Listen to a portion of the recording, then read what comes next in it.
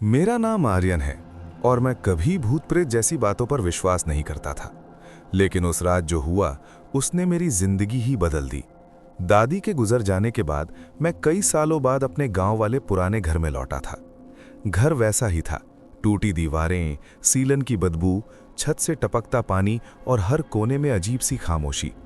ऐसा लग रहा था जैसे घर सांस ले रहा हो और मुझे देख रहा हो। दादी हमेशा एक बात कहती थी, रात में उस पुराने आईने के सामने मत खड़ा होना। मैं हंस देता था, लेकिन उस रात न जाने क्यों मैं उसी आईने के सामने जाकर खड़ा हो गया। घड़ी में ठीक 12:16 हो रहे थे। बाहर अचानक कुत्ते रोने लगे। कमरे की लाइट हल्की हल्की झपकने लगी। हवा ठंडी हो गई। मेरी सांसों से धुआं निकलने लगा, लेकिन आईने में मेरी सांसों का धुआं दिखाई नहीं दे रहा था। मैंने ध्यान से खुद को देखा, सब सामान्य था। फिर अचानक आईने में खड़े मेरे प्रतिबिंब ने पलक झपकाई। मैं सन्न रह गया, क्योंकि मैंने पलक नहीं झपकाई थी। मेरा गला सूख गया, मैं हिल भी नहीं पा रहा था। धीरे धीरे आईने वाला मैं मुस्कुराने लगा। उसकी मुस्कान अस्वाभाविक थी, इतनी चौड़ी कि उसके होंठ कानों तक खिंच गए। उसकी आंखें सफ़ेद हो गईं, बिना पुतलियों के, खाली, ठंडी। कमरे में फुसफुसाहट गूंजने लगी, जैसे कई लोग एक साथ बहुत धीमी आवाज में मेरा नाम ले रहे हों। आर्यन, आर्यन। मैंने पीछे मुड़कर देखा, कोई नहीं था। जब फिर से आईने में देखा तो मेरा प्रतिबिंब दीवार पर कुछ लिख रहा था। उसने उंगली से खून जैसा लाल तरल निकाला और लिखा, तू पहले भी मर चुका है।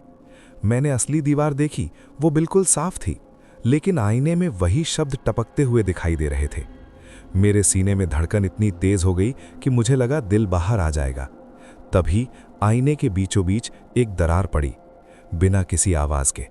दरार धीरे धीरे फैलने लगी। फिर उस दरार के बीच से एक लंबी काली टेढ़ी उंगली बाहर निकली। वो मेरी तरफ बढ़ रही थी। मैं पीछे हटना चाहता था, लेकिन मेरे पैर जैसे जमीन से चिपक गए थे। उंगली ने मेरी गर्दन को छुआ। उसका स्पर्श बर्फ से भी ठंडा था। मेरी सांस अटक गई। अचानक आईना पानी की तरह लहराने लगा और फिर वो बाहर आया। वो मैं था, बिल्कुल मेरे जैसा, लेकिन उसकी आंखें काली थीं और चेहरे पर एक टेढ़ी मुस्कान थी। उसने मेरी तरफ देखा और धीरे धीरे मेरे चारों तरफ घूमने लगा। तभी मेरी नज़र ज़मीन पर पड़ी। वहाँ मेरी ही लाश पड़ी थी, खून से लथपथ। मेरा दिमाग सुन्न हो गया। अगर वो मेरी लाश थी तो मैं कौन था? वो मेरे सामने आकर रुका। उसने मेरे गाल को छुआ और फुसफुसाया, अब मैं आज़ाद हूँ और तू कैद। इससे पहले कि मैं कुछ समझ पाता, उसने मुझे धक्का दिया और मैं सीधे आईने के अंदर गिर पड़ा। मुझे लगा जैसे मैं किसी ठंडी अंधेरी गहराई में डूब रहा हूँ। चारों तरफ अंधेरा था। दूर कहीं वही टूटा कमरा दिखाई दे रहा था, लेकिन अब मैं आईने के अंदर था। मैंने बाहर देखा, वो जो मेरा चेहरा पहने खड़ा था मुस्कुरा रहा था।